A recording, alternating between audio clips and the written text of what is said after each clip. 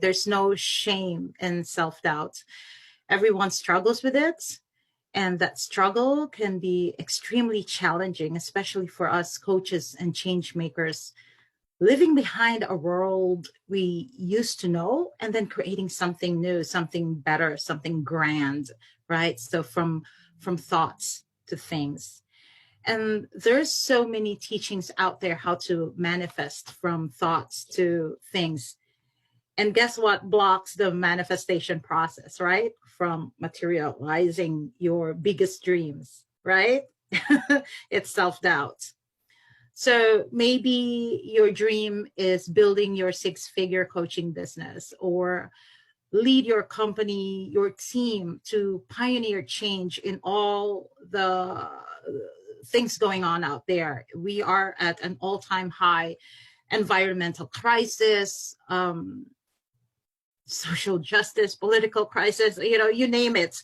So maybe you're meant to alleviate human poverty and homelessness, right?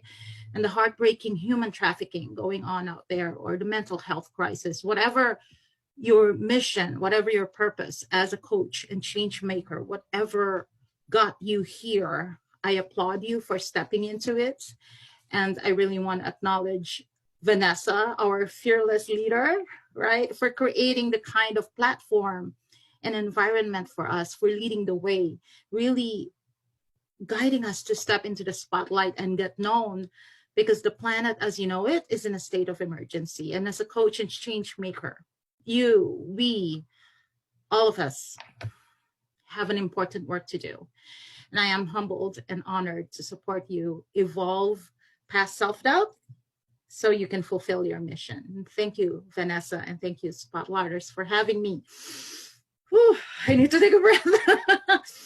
And that's why we're starting off with this topic, the monthly Soul Power series, right? So that we can really hold each other in that space of highest love and possibilities for the highest good. At least that is my intention. What kills our dream, what kills your dream, is you doubting your own abilities. When the going is good, life's okay, right? I got this, right? Yeah, good. But when the going gets tough, we collapse our energy and we start to think, who am I kidding? Am I delusional, right? Is this ever going to work? I must not deserve it. I must not be doing something right. Who do you think you are, right? So self-doubt can be crippling, can really weigh you down in worry and fear, and more so if you are a leader and change maker and afraid to let people down. So here's what I'm going to share.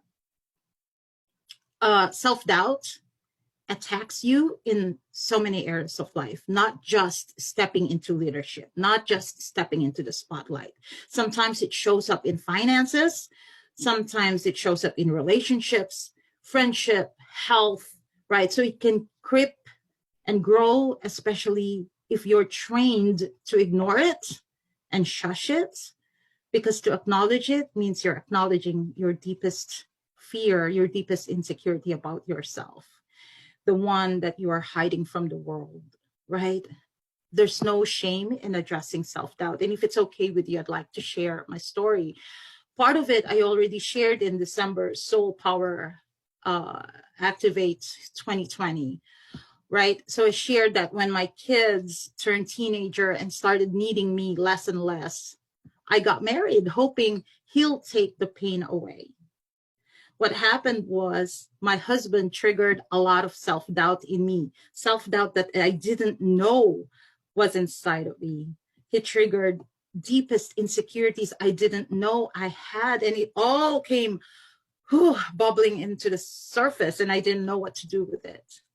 I couldn't recognize who I was anymore. So I, from being a single mom for 15 years, with my eldest at that time was 2, youngest was only 5 months old, right? I didn't get any money from their dad.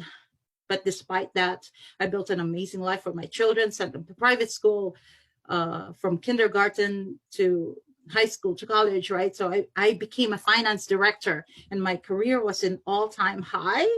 I had investment properties, owned my own bookkeeping business on the side.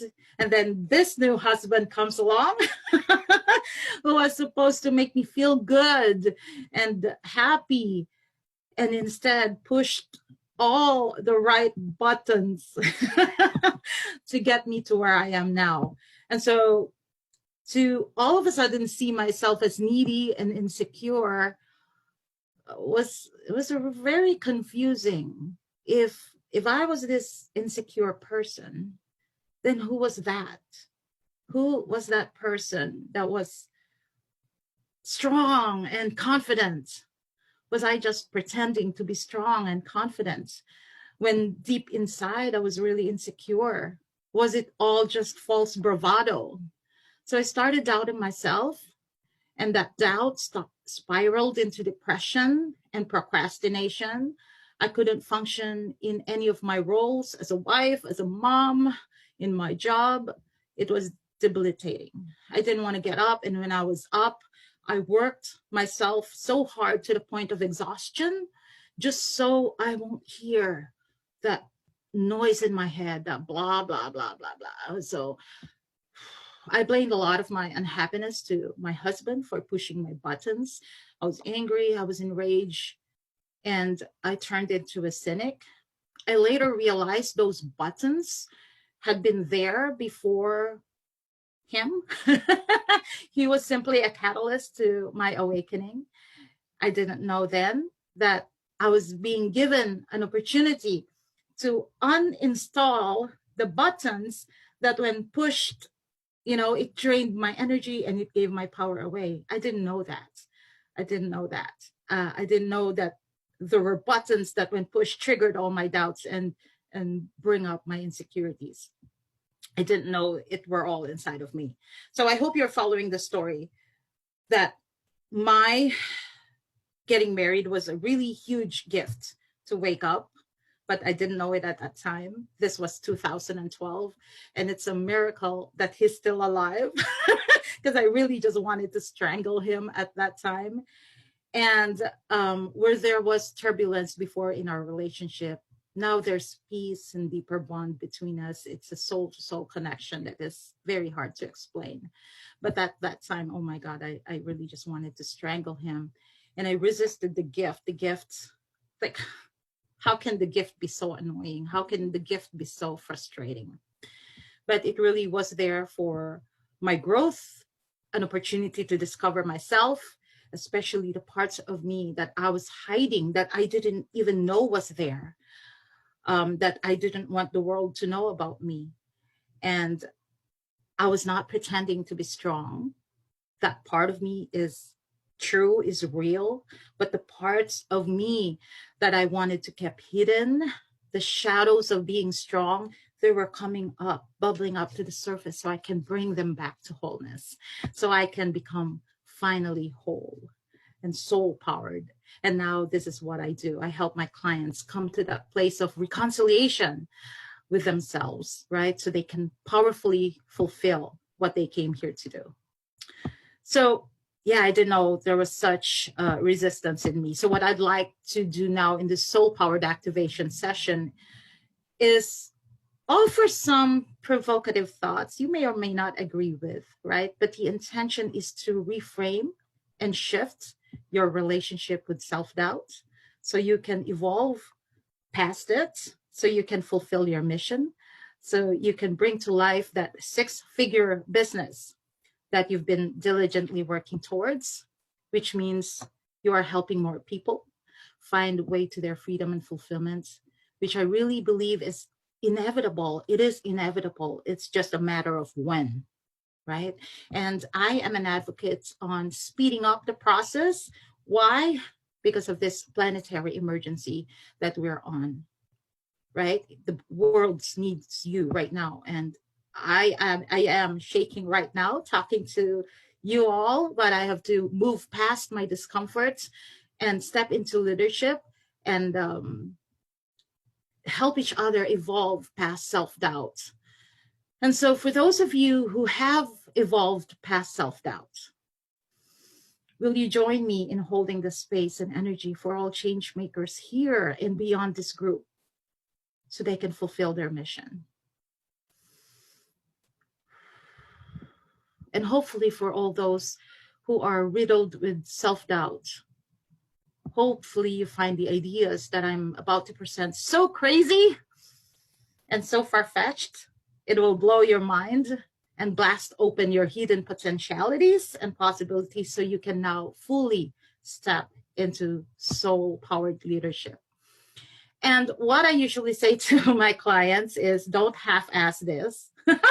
I hope this is okay. Don't half-ass it. You know, it's come full ass. Bring your full self into it. Whatever action or decision you choose, go full in, not half here and half over there, right? And that half here, half there is what creates separation. And when you're coming from separation, you're creating a reality of chaos. You're creating a reality of confusion, and that is where self-doubt seeps in. So here's mind-blowing soul shift number 1. What if self-doubt exists because you haven't found yourself yet? What if self-doubt exists because you haven't yet discovered and explored all of yourself? And what if self-doubt exists because you haven't yet experienced yourself? So just consider, try not to resist or block the idea right away. Just consider. What if self-doubt exists because you have yet to fully express and experience the gift that you are, right? And from this space, from the space that, yes, we are a gift, we can expand from there into the infinite, limitless soul that you are. And if so, is it okay now to release self-doubt? Because if you're excited to meet your soul-powered version, then self-doubt has done its purpose, right? So just breathe through it and relax into the possibility. Yes, it's crazy making according to the mind, but feel into the depths of your heart where your soul is and breathe through it.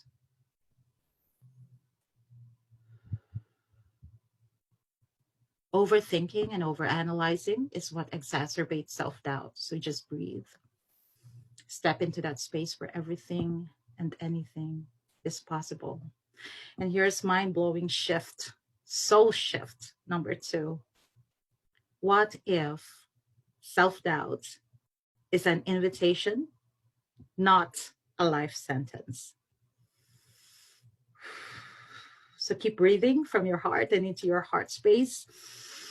And keep activating what is possible beyond self-doubt, and allow the possibility of upshifting, up-leveling your relationship with self-doubt, and also invite in the possibility that there is a gift underneath self-doubt. And just keep breathing and stay in your heart as you receive what I'm sharing in this presentation. What if self-doubt continues to exist because you keep signing up for prison sentence and prolonging your own life sentence? And what do I mean by life sentence? So bring to mind the sentences you keep saying to yourself day in and day out. What life sentences you keep telling yourself that keeps you trapped in prison? And I know you already know this because we are predominantly coaches and leaders here. I want you to go even deeper. What are the words and patterns that you keep fueling and bringing back to life what no longer supports your highest good, that is no longer in your highest alignment? What are the words that, we think is natural or harmless, but they are not the expression of your highest truth and your highest nature? I want you to go beyond the awareness of what you already know are limiting beliefs. I want you to ask yourself, what else? Where else are you sentencing yourself to a life of imprisonment? What outdated beliefs, past conditionings, old patterns, limiting structures, unresolved grief, resentment, all that good stuff, right? That you keep breaking through, and then you keep grabbing them back and holding on to because of the unknown, because of familiarity, because of fear. And because you grabbed it, you grabbed the old structure, where is self-doubt, right? Self-doubt gets bigger and bigger and bigger. It becomes this monster that you keep feeding by not fully stepping out of what you know is limiting you and keeping you small and keeping you invisible and depleted. Breathe and release. And how about we stop pretending we are not magnificent beings? How about we stop believing that we are in a struggle and breathe in the possibility that there's possibility to create peace, harmony, and inner certainty, and really grab onto that instead of the old structure. And open up and allow. Oh, but Tess, you don't understand. This is my reality, right? You're right, I can never understand because we each have different perspectives and experiences. But I can relate to where you're coming from because I've been there and I feel you. And I love you so much that I'm not willing to support you in continuing to feed and believe in your limitations, which keeps self-doubt alive and well in a vicious cycle, keeps going on and on and on and on and on until one day you decide and commit to break that cycle. But what if that moment is now? I promised you an activation and here it is. What if that moment is now? You can never find your own enoughness when you keep trapping yourself in the lower expression of the grandness, of the beneficence, of the greatness of who you really are, your soul power. And never knowing who your enoughness, never knowing that already. Like knowing it is one thing, but embodying it is quite another, right? Yes, you're doing it, but one foot out the door and one foot still in the old world of limitation on playing small and playing safe, right? You have to take a leap. What if now is the time to take that leap? Nothing wrong with playing small, nothing wrong with that, but you're in the wrong group. Right? You're meant to play big. You're here in Vanessa's group. For heaven's sake, play big, own it. So just quick story. I know we're going a little bit long here. Yesterday was my day off, and because there are so many moving pieces to this presentation, and the presentation I'm doing 2 weeks from now, which you are all invited to, by the way, and because there's that overachiever and overgiver and overdoer energy in me, you know, anyone else here resonates? Comment me too if you're an overachiever, overgiver, overdoer. Raise your hand. That energy, which is my natural energy, is a natural energy for a lot of you, which I made wrong after my burnouts, and then having experienced burnout. You know, not the term burnout being tossed around loosely around out there, right? But the burnout I'm talking about is draining emotionally, physically, mentally, and spiritually, like feeling like I've got nothing left to give and might as well not be here, that kind of burnout. Anyway, from recovering from burnout, I really had to be intentional and peel away myself from the computer, from all the work, and create some balance. Self-care is non-negotiable, and I hope for you too. So long story short, my friend and I met at the gym, and all I wanted to do was hit the hot tub because I was starting to feel some tightness in my neck. And I feel much better now, but I just wanted to just soak in hot water, but she wanted me to try body pump. And I had no idea what that was. So I said, fine, whatever. You know, I just want to move my body. And then she said, "Oh, Tess, you're gonna die. It's so hard. Body pump is so hard. You're gonna die." And I said, fine, I'll have my swimsuit, worst case scenario. I'll leave the class. I'll go for a swim. I really had no idea what body pump is. I didn't ask questions, didn't Google it. Bottom line, just hot tub. That's all I want. Everything else, sprinkles. Not worth my time digging into it. So anyway, when we got there, she repeated it again. "Oh, Tess, you're going to die. It's so hard. You're going to die." Like, why does she keep sentencing me to death? I was like, I didn't say it out loud to her, right? I was thinking to myself, what kind of BS is going on here, right? And you know what BS means, right? Belief structures. And did I buy into her story? No. I survived body pump and I'm still here. No muscle aches. And I was like, oh, that's what body pump is, right? Okay, cool, right? An hour later, I was still in class. I really liked it. Loved the whole experience. I'm going to go again tomorrow. That's how much I loved it.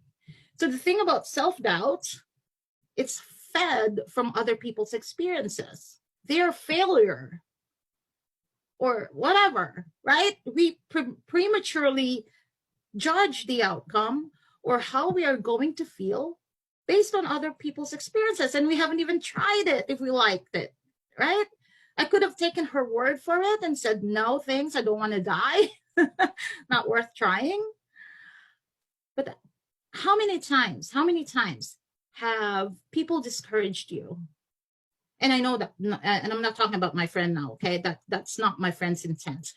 But really, how has other people's opinions and their experiences colored and influenced your own perceptions and beliefs?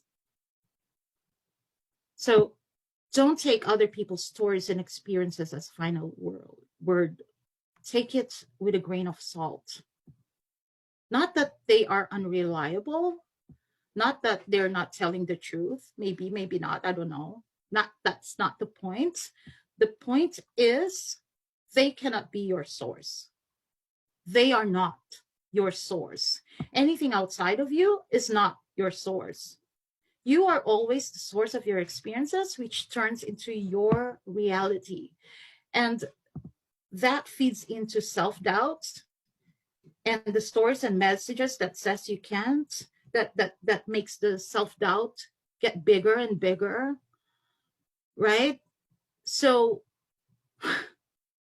hard, you're gonna die. So everything I say here, take it with a grain of salt. You are the expert, and that expertise you won't ever get to explore, experience, and expand if you keep listening and implementing other people's BS. And other people's BS are what manifests as self-doubt, because you have not yet met yourself. You have not yet explored fully functioning from soul power. And you can't ever be confident if you've never done it, and can't ever know for sure until you try. So that's one way of really evolving past self-doubt.